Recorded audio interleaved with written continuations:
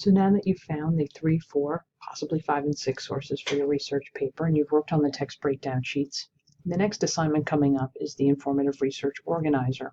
And I wanted to take you through a few of the steps needed to complete this effectively in order to begin writing the paper. So if you look at the organizer, we start with our topic, and that's the topic that you sent me that I approved.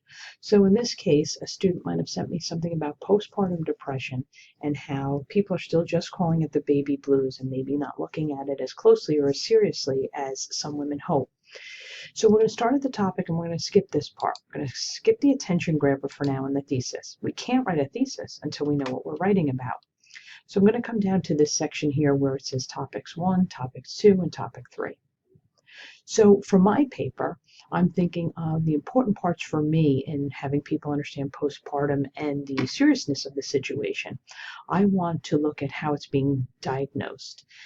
And so I put that as my topic 1. My second topic are associated tragedies that happen with women who have serious postpartum depression that can lead sometimes to postpartum psychosis.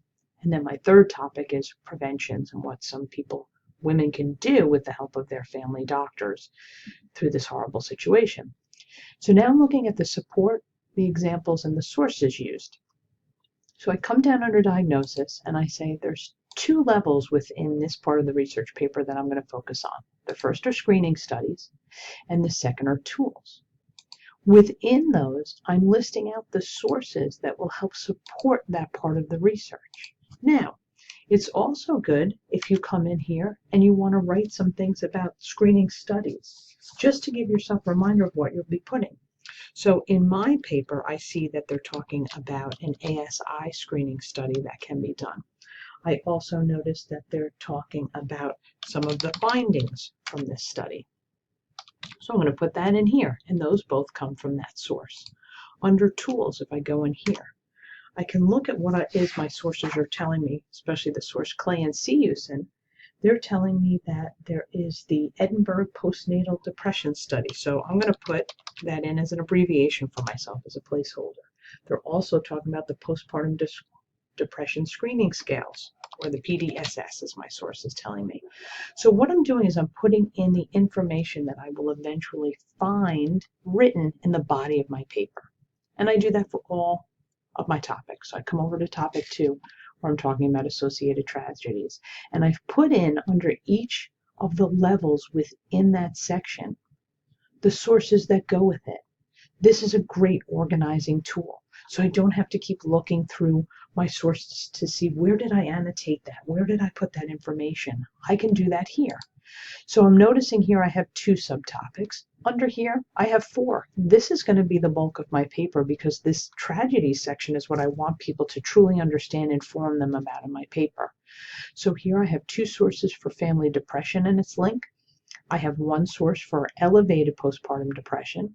I have 2 for the postpartum psychosis, and then I have 2 for suicidal tendencies. So notice this is building in my paper to being kind of serious, going from the diagnosis to what can happen if not diagnosed properly.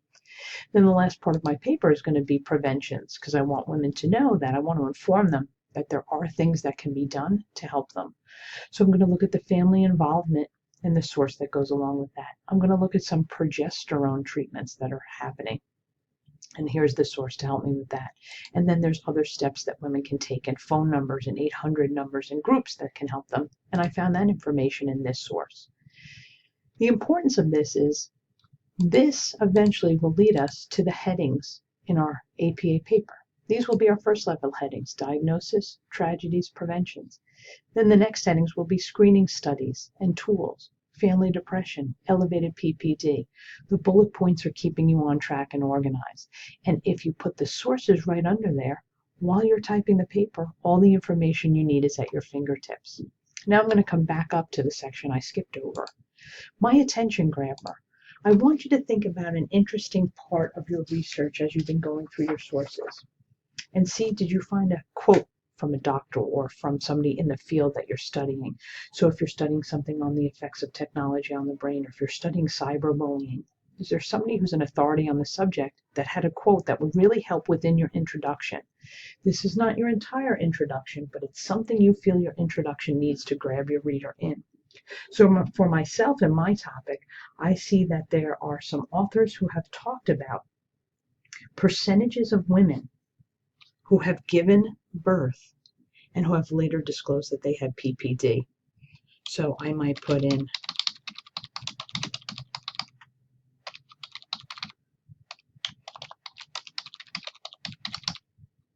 and then I would give the source where I got that from, again, as a placeholder.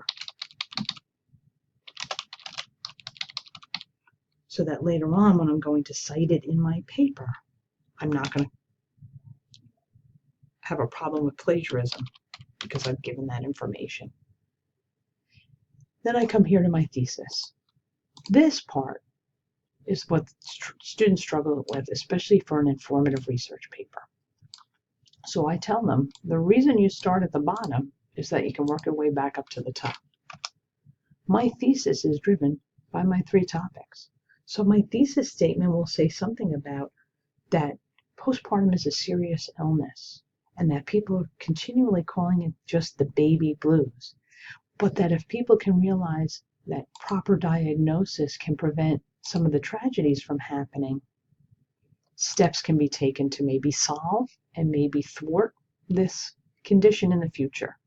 So your thesis should look at the 3 topics that you've chosen and how you can incorporate them into one good sentence that will come at the end of your introduction to help start your paper. Then I come down here to my conclusion and I want to think about how I'm going to wrap all this up.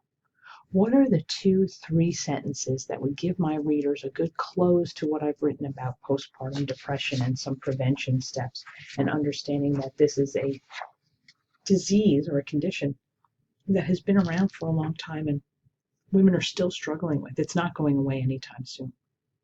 So I want you to think about how you can conclude your paper.